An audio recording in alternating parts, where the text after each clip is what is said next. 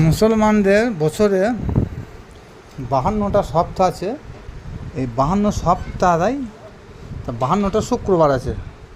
প্রতিটি শুক্রবার হচ্ছে মুসলিম জাতির কাছে খুশির দিন, অর্থাৎ ঈদের দিন।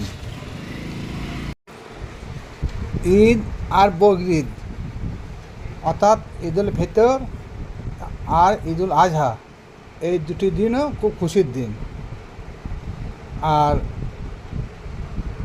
আল্লাহ পাক রব্বুল আলামিনের কোরআন ভিত্তিক হযরত ঈসা আলাইহিস সালাম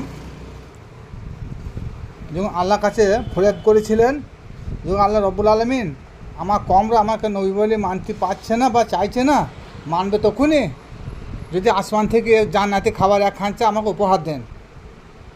তা আল্লাহ পাক রব্বুল আলামিন সেদিন ওনার দোয়াটা কবুল করেছিল। জান্নাত থেকে একটা খাঁচা ভর্তি এক খাঁচা জান্নাতি খাবার সেদিন আসমান থেকে জমিনে অবতীর্ণ হয়েছিল।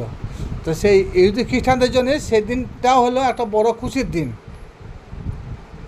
আর ওই ঈসা নবীকেও সৃষ্টি করতো না, আসমানও সৃষ্টি করতো না, জমিনও সৃষ্টি করতো না, শুক্রবার দিনও সৃষ্টি করতো না, ঈদের দিনও সৃষ্টি হতো না, বকরির দিন সৃষ্টি হতো না, কুরবানির সৃষ্টি হতো না, ঈদুল আজহাও সৃষ্টি হতো না, রমজান মাসও সৃষ্টি হতো না।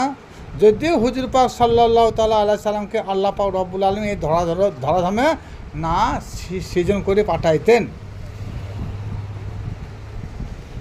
তাহলে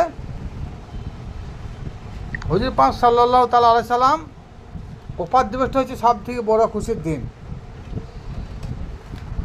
এরপরেও সেই হুজুর পাক সাল্লাল্লাহু তাআলা আলাইহি সাল্লামকে মাওলা আলী আলাইহিস সালামকে সম্মুখে দাঁড় করে তিনি বলছেন, মুসলমানদের যত খুশির দিন আছে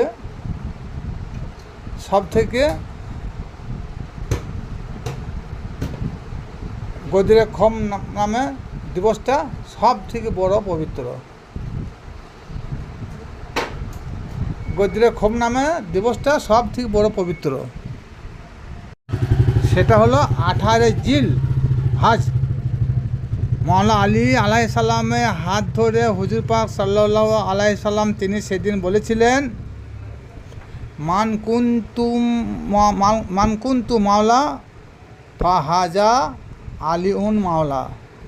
আমি যাদের যাদের মাওলা, আমার বর্তমানে আলীও তাদের মাওলা থাকবে। তাহলে এইটা সব থেকে বড় খুশির দিন। যেমন হুজুর পাক সাল্লাল্লাহু তাআলা আলাইহি সাল্লামের আবির্ভাব দিবসটা যেমন খুশির দিন, তা তিনি যেটা বলে গেছেন, তিনার স্থলাভিষিক্ত একজন